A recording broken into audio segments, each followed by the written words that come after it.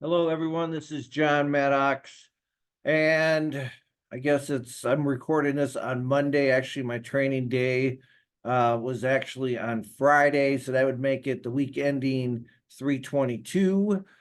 And so what I decided to do, and anyways, before we get into anything, I just want to remind people I do have this awesome tech platform, which is called communityreviews.org. If you really want to understand what's going on in the world, please go over there and check out communityreviews.org. Got a separate podcast there, do an independent journalist update in there. In about a week, it's going to be 2 years that I've been putting that in there every day. I talk about a lot of unique things, and I do a lot of links for people. Like if you want to learn about the Tartarians, you want to, you know, get linked up with some people, get some pretty good intel, go over to communityreviews.org. So anyways, for this week, this is my second week in, and because I am a CPA, I decided to take next week off. It just times perfectly. My daughter has her spring break, so I don't have to deal with her with school. She tends to stay with her mom this week. And so if I don't train, it means I don't have to, go meet Zwang. It means I don't have to go and meet Dennis. And plus, I'm not at the gym. Saves me about 10 hours where I can actually do tax returns. So, yeah, so I hit it 2 weeks in a row. What I realized this week is I was actually, because I've been really hitting my hips, doing a lot of work on my hips, actually hitting my hips training stuff twice a week since my hip popped back in about 6 months ago.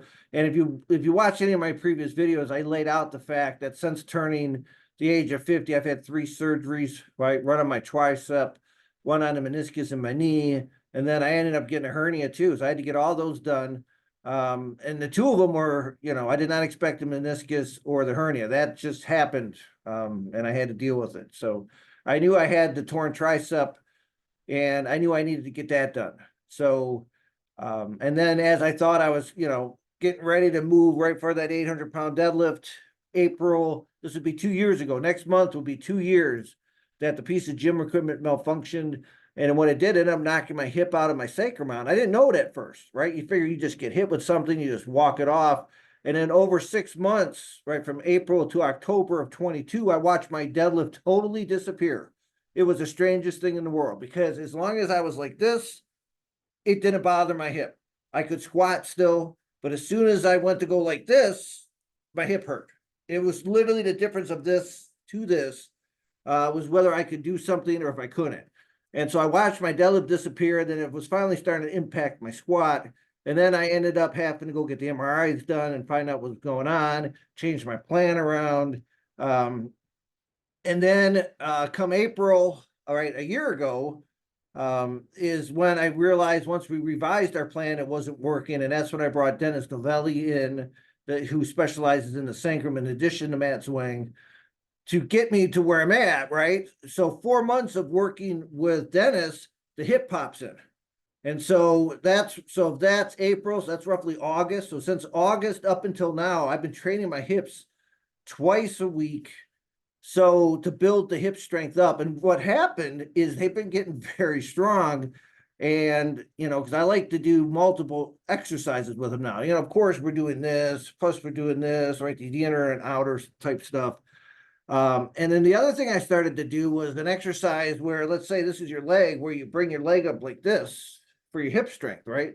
So, and those, when I started off, I had no strength at all. That's raising your leg up with like a pad on your leg, on your thigh, right? Going up like this to train your hips. When I started off, I could barely do anything. And now I'm up where I can do 155 pounds for 20 reps. So what happened is cumulatively, I finally hit the wall on that. And then I realized that when I was squatting the last 2 weeks is that my hips are overtrained, so it's perfect time. So I pushed my lower back like crazy on my way to come back until that finally hit the wall, right? My body remembering to where I was at before. Last week, at least I hit a bent row record, which means my lower back is strong. If I'm hitting a bent row record, you got to have a strong lower back. So bent rows are a good sign if your lower back is strong. And then I realized now that I've been pushing my hips too much, and that's why I was having issues with my squat the last 2 weeks. So I just need to give my hips a break. So I didn't do anything with hips this week. I really just squatted. I did a heavy negative with 705 pounds. And then I did my bench work. I only went up to 295, but moved it pretty fast. and then went and did a board press with 350.